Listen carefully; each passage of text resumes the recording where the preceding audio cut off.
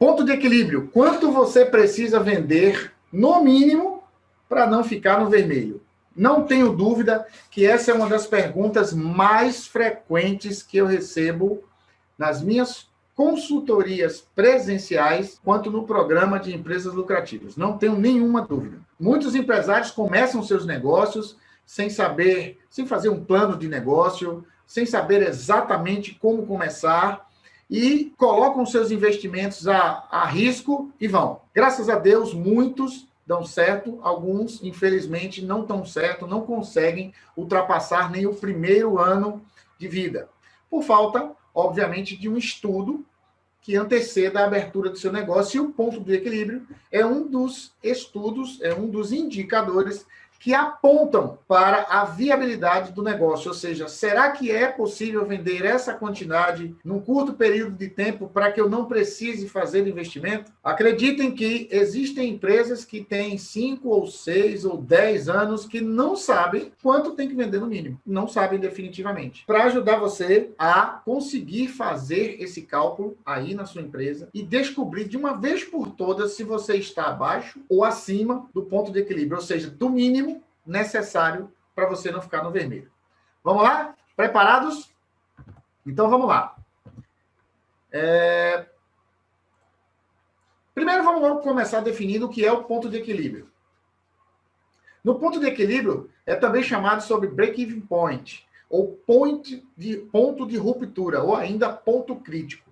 É exatamente neste ponto, quando chega nesse total de vendas, que o lucro da empresa é zero, ou seja, quando o faturamento cobre apenas os custos variáveis e as despesas fixas, mas não se gera lucro para o empresário e o seu sócio. Ou seja, o ponto de equilíbrio é aquele ponto mínimo, eu chamo ele também de ponto de equilíbrio operacional, é aquela venda mínima que, se ultrapassada, ela estará gerando prejuízo para a empresa. Então, você deve estar pensando, poxa, mas para que serve um ponto de equilíbrio para uma empresa, se todas as empresas, como eu disse, venho insistindo em todas as noites que a gente vem se encontrando, ela tem o objetivo principal de ter lucro? Provavelmente essa deve ser uma das perguntas que você está se fazendo agora. Para que diabo eu preciso saber de um ponto de equilíbrio de um negócio que não tem lucro, que não vai me dar nenhum resultado? Olha, o ponto de equilíbrio, ele é fundamental, principalmente se você que está aí me vendo agora, está começando o seu negócio. Se você está fazendo um estudo preliminar de viabilidade do seu negócio. Então, quando você começa um negócio, você estima uma venda. Olha, eu preciso vender tanto. Então, você vai fazer um levantamento das suas despesas, um levantamento dos seus custos, da sua margem. E, consequentemente, você vai conseguir calcular quanto é que você tem que vender no mínimo. Tá? Então, esse é o mínimo de planejamento que se pode fazer para um negócio começar. Eu acho que, se você não souber fazer nada, calcular pelo menos o quanto você deve vender no mínimo já é uma partida. Porque você tem uma meta inicial. Né? Você sabe exatamente o quanto você precisa vender para não ter prejuízo, para não ter que estar colocando dinheiro do seu bolso. Muito usado também o ponto de equilíbrio para identificar o estágio atual da empresa, se ela está acima ou abaixo das vendas mínimas. Sempre que eu começo um trabalho em qualquer empresa, seja ela presencial ou virtual, eu utilizo o ponto de equilíbrio para saber exatamente em que estágio de vendas a empresa se encontra. Se eu preciso, inicialmente no projeto, começar atacando vendas, porque as vendas estão abaixo do necessário, ou se eu posso deixar vendas para um segundo momento e trabalhar naquelas despesas que dependem exclusivamente da empresa. Ou seja, naquilo que depende exclusivamente de mim.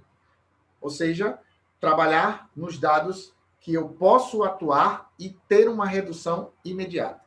Porque, por outro lado, a venda necessita de uma série de fatores, como equipe de vendas, como estratégia de vendas, como estratégia de compras. Então, trabalhar com as despesas e custos da empresa é relativamente mais fácil do que aumentar as vendas de imediato, tá? E também o ponto de equilíbrio é fundamental para se definir uma meta mínima de vendas. Se eu não sei definir nenhuma meta, se eu não sei como se faz isso, utilizando a fórmula do ponto de equilíbrio, você pode definir a sua meta mínima de venda. Eu chamo de meta de manutenção, meta de sobrevivência. Ou seja, se você não estiver vendendo nem o mínimo necessário para manter a operação viva, possivelmente você vai precisar de empréstimos bancários, vai ter dificuldades financeiras e, se persistir nesse estágio, possivelmente sua empresa não vai conseguir durar muito tempo. Então, o ponto de equilíbrio serve basicamente para essas coisas, para que você se norteie, para que você saiba exatamente para onde você está indo. Porque se você não sabe para onde você está indo, nenhum local é legal. Se você não sabe para qual porto você está navegando, nenhum vento lhe será favorável, mesmo que seja um vento a favor. Pode ser que você esteja acelerando na sua derrocada, acelerando no prejuízo. Então, você precisa ter noção deste indicador para que você tenha, no mínimo, uma gestão equilibrada. Ok? E, geralmente, eu encontro nos empreendedores algumas dificuldades que são constantes, elas são repetitivas. E é elas que eu quero discutir com vocês. A primeira delas é o desconhecimento da margem de contribuição. Eu vou precisar da margem de contribuição para fazer o cálculo do ponto de equilíbrio. Tá?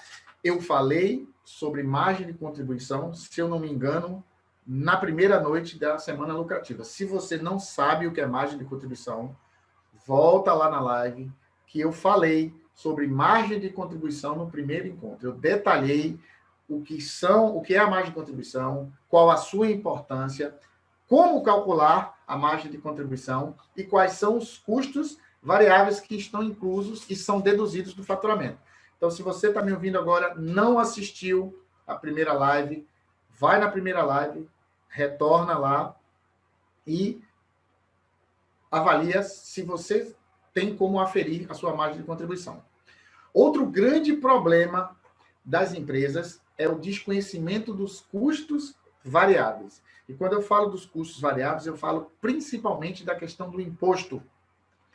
90% das empresas do Brasil estão na forma de tributação do Simples Nacional, né, sob o regime de tributação no Simples Nacional. O que ocorre? Atualmente, não existe mais uma alíquota fixa, porque existe uma variação mensal do seu imposto. Então, precisa se acompanhar isso constantemente, ou seja, mensalmente, para saber se você está saindo, mudando de faixa, tá? Ou se dentro da mesma faixa, esse percentual que você usou para calcular a sua margem de contribuição não está mais atendendo, ou seja, ele já saiu muito. O que é que eu quero dizer com isso? Vamos traduzir. Vamos dizer que você calculou o seu preço de venda com imposto de 9%. Então, no próximo mês, você variou para 9,2%, no outro 9,5%. Ok, até então é uma variação pequena, mas se você mudar de faixa para 10%, para 11%, ou seja, você já está entrando na sua margem. Você está, ao invés de cobrando do cliente o imposto sobre vendas, você, empresário, está pagando esse imposto. Então, é muito importante que você tenha conhecimento mensalmente dos impostos pagos por sua empresa, para que você tenha a sua margem de contribuição preservada. Você pode me perguntar, Manuel, tá, por onde eu começo? Olha, mensalmente, o contador te envia um documento chamado DAS, Documento de Arrecadação do Simples Nacional. junto com ele, é automático. O contador precisa gerar um documento chamado Extrato do Simples Nacional, onde ele apresenta os seus faturamentos dos últimos 12 meses, a sua receita acumulada dos últimos 12 meses, tá? Receita também proporcional e o valor do imposto a pagar. Então, se você fizer uma divisão simples do imposto a pagar pelo faturamento do mês, você vai encontrar essa alíquota todos os meses. E a partir daí, você vai poder conferir se a margem de contribuição e o preço de venda que você planejou estão corretos. Ficou claro? É isso aí. Outro grande problema, que também vamos precisar para calcular o ponto de equilíbrio, é a falta do controle das despesas. E eu acredito que isso ocorra muito pela falta de obrigatoriedade do balanço para as empresas no Simples Nacional. Mas eu queria fazer um alerta para você, empreendedor, empresário, que me ouve. Se o seu contador não te cobra as notas, os comprovantes, os recibos para que ele faça uma contabilidade, você tem que se preocupar com isso. Por quê? Porque isso faz parte da gestão da empresa. Mesmo que isso não seja uma obrigatoriedade fiscal, embora empresas no Simples precisam ter um livro caixa, ou seja, entrada e saída de receita, entrada de receita e saída de despesa, é obrigatório, e o seu contador precisa fazer isso. Você, independente do seu contador e da legislação, precisa tomar conta do seu negócio. Precisa aferir se está tendo lucro ou prejuízo. Precisa saber se você está abaixo ou acima do ponto de equilíbrio.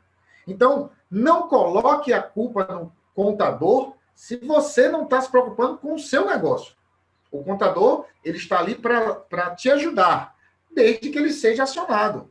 Se ele não foi acionado, ele não tem como adivinhar que você está precisando dessas informações. Muitas vezes só se descobre que precisa-se disso quando vai se fazer o quê? Uma renovação de limite de banco, vai se participar de uma licitação. Então, aí é que se descobre que se precisa de um balancete, que se precisa, no mínimo, de um livro caixa para se fazer alguma coisa. Ou quando a empresa vai ser fiscalizada, que aí são solicitados do seu contador os livros caixas, livro de entrada e livro de saída. Tá? Então, a falta de controle de despesa é uma das dificuldades que cria empecilho no cálculo da despesa, do ponto de equilíbrio. Outro grande problema, um problema crônico, eu também falei sobre isso na primeira live, quando eu ensinei a você aferir o lucro dessa empresa, é o problema da separação das despesas fixas ou despesas operacionais das despesas do sócio. Outro problema crônico nas empresas, principalmente nas micro e pequenas. Tá? Por quê? Porque não há uma preocupação disso. O sócio simplesmente vai entregando os boletos no financeiro, o financeiro vai pagando, e aí não existe um limite. Não existe um limite para a despesa. Se o cara quiser almoçar por R$1.000, tá bom. Por R$2.000, tá bom também. Por R$10.000, também tá excelente. Então, além de dificultar no cálculo do ponto de equilíbrio, ainda pode estar levando a empresa por um caminho não desejado. Ou seja, você pode estar fazendo uma retirada que a empresa não suporta. E isso vai dificultar no cálculo do ponto de equilíbrio, isso vai dificultar no cálculo, na aferição do seu resultado, não vai conseguir mostrar para você se o problema está nas despesas operacionais ou nas despesas do sócio. E também não vai conseguir fazer com que você mostre ao sócio que ele está precisando ter um limite de retiradas da empresa, porque senão ele vai inviabilizar o negócio. Tá? E pela falta do controle das despesas e da separação dessas despesas fixas e dos sócios, se desconhece o total da despesa fixa. né? Como elas estão juntas, eu não consigo separar, eu não consigo fazer a definição exata de quanto é um total da despesa fixa. Olha, gente, despesa fixa é uma coisa tão importante que quando eu converso com os empreendedores, eu digo o seguinte, olha, a despesa fixa é aquela despesa que se você ficar 30 dias com as portas fechadas, e agora, nesse período que nós estamos passando, muita gente descobriu qual é a sua despesa fixa forçadamente, você tem que pagar. Então, se você ficar com 30 dias, qual é a despesa que não se reduz? Então, nós estamos falando aí de folha de funcionário, FGTS, INSS, energia, telefone, contador, consultor, aluguel de loja, IPTU, segurança eletrônica, internet, sistema, enfim, todas as despesas que são necessárias para que a empresa continue rodando. Então, o conhecimento da despesa fixa ela é fundamental para o cálculo do ponto de equilíbrio e outras situações, como a aferição de lucro. Então, você precisa, sim, se preocupar com isso, porque isso interfere no seu negócio como um todo. E muitas vezes, quando eu chego em empresários que me contratam com dificuldades de gestão financeira, basta apenas arrumar, fazer uma separação simples dessas despesas fixas do sócio, identificar, calcular o ponto de equilíbrio, traçar uma meta mínima e trabalhar, colocar os vendedores para vender. Muito simples. Precisa somente organização e disciplina. Aliás, disciplina é um dos grandes problemas dos empreendedores brasileiros. Infelizmente, nós temos um problema sério de disciplina por parte do próprio dono do negócio. Isso precisa ser dito. Muitas vezes o próprio funcionário quer fazer, está mostrando que está errado, mas por falta de disciplina, por falta de interesse, acredito até porque por falta de conhecimento, o empresário não dá atenção devida a isso e causa um caos financeiro no seu negócio, levando, inclusive, a empresa à falência. Então, se você tem essa situação, cuida de melhorar a partir de hoje, que eu vou te apresentar como fazer isso e a importância de um ponto de equilíbrio e a diferença que se faz pela falta desses controles no seu negócio. Qual a diferença entre o ponto de equilíbrio contábil, econômico e financeiro? Existem 3 tipos de ponto de equilíbrio. O ponto de equilíbrio contábil, ele leva em consideração apenas os custos variáveis e as despesas fixas, tá? Então, eu utilizo demais este, porque esse é o que me dá uma visão mais rápida do negócio e já me norteia para onde eu tenho que ir, no mínimo. Já o plano de equilíbrio econômico, ele é mais usado lá na contabilidade, porque ele leva em consideração os custos, as despesas, esse aí é um ponto econômico, é também um ponto financeiro. E o custo de oportunidade. Se você não sabe o que é custo de oportunidade, eu falei na live anterior sobre custo de oportunidade. A live anterior foi a live do estoque, onde eu demonstrei o custo de oportunidade na prática. Eu mostrei qual o prejuízo de ter um estoque parado.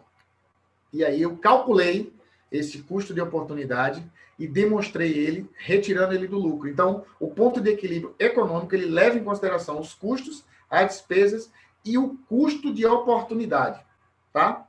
E o ponto de equilíbrio financeiro é o que leva em consideração os custos, as despesas e as despesas não reembolsáveis. Ih, que danado é isso? Que são despesas não reembolsáveis.